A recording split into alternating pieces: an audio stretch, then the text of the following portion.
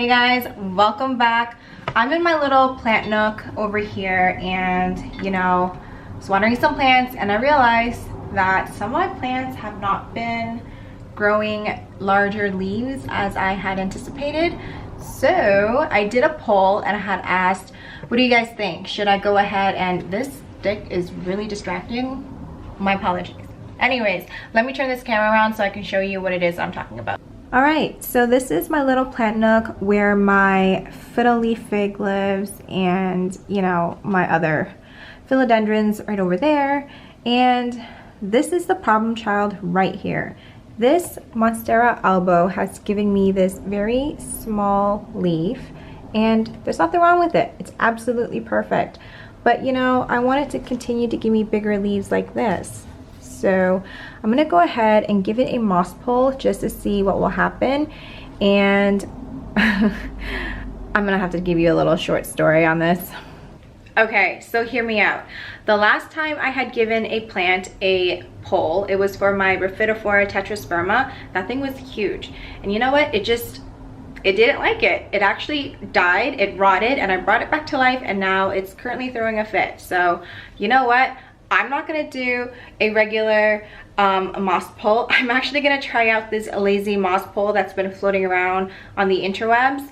I did watch a couple of YouTube videos and listen to the OG for the lazy moss pulls. So I'm gonna give it a try, but I am gonna use something different. I'm just gonna use scraps that I have left over from my unicorn mats, and yeah, let's give it a go.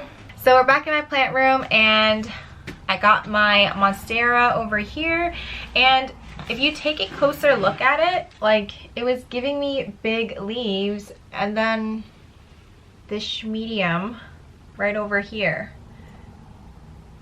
And then it gave me that. I mean, there's nothing wrong with it. It's just, I just want a bigger leaf. That's what I want. That's the whole reason why I converted it to soil. So maybe because I had recently repotted and put it in soil, that it just kind of went into shock for a little bit. But you know what?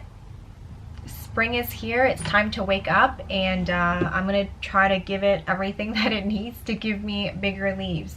So like I said, I will be using some leftover vinyl from my unicorn mat, and I think I'm just gonna like stick it on like this. Yeah, just like that, so that it can kind of grow into it. And yeah, so with my extensive research, from what I understand is you need either a piece of plastic, they use like these binder covers or some sort of plastic. You'll need plastic, but I didn't want to go purchase like 100 sheets of it because I personally don't even like climbing plants anyways. So I'm just gonna use what I have. So this is what I have, and what you're gonna need is 2 strips of the same plastic. So I still also have like the straps. So what I'll probably do is, I'm pretty sure what you're supposed to do is cut on this side and then cut on the other side, so that way you can kind of like fold it into itself. I just hope that my straps are long enough for this this makeshift pole, otherwise I'm gonna have a problem. I feel like it's not long enough. I'll be right back. Alright, so we're back. I have my moss. I have my unicorn scrap pieces here. I did have to cut new straps because the other one was too short. And the whole purpose of a moss pole is so that your aerial roots, so let me see if I can show you, like this guy here, this here, I don't think you can see that, and even this long one right here. The whole purpose of a moss pole is so that these aerial roots can actually anchor itself into the moss, and once it's embedded in there, it'll feel more secure and essentially give you bigger leaves. So that's the whole purpose of this. And yeah, I think I'm gonna just switch angles so that you guys can sort of see what I'm doing, and if it turns out to be too complicated, then I'm just gonna go off camera. So be right back. Okay, so I want to ensure that this aerial root, this one, and this one is able to be like in the moss. So let's try to position this where I want it.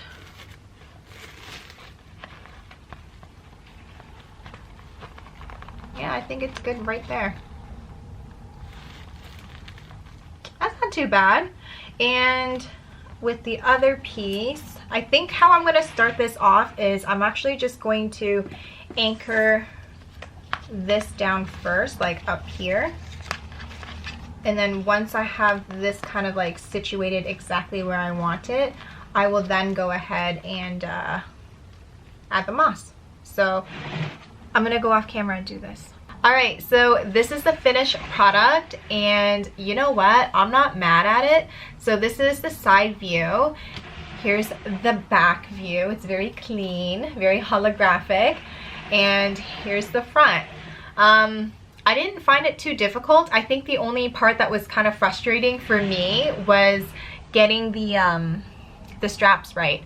So because I'm working with vinyl, when there's too much heat and too much touching is involved with vinyl, it becomes very malleable and it becomes very flimsy. So it's not as sturdy as it could be.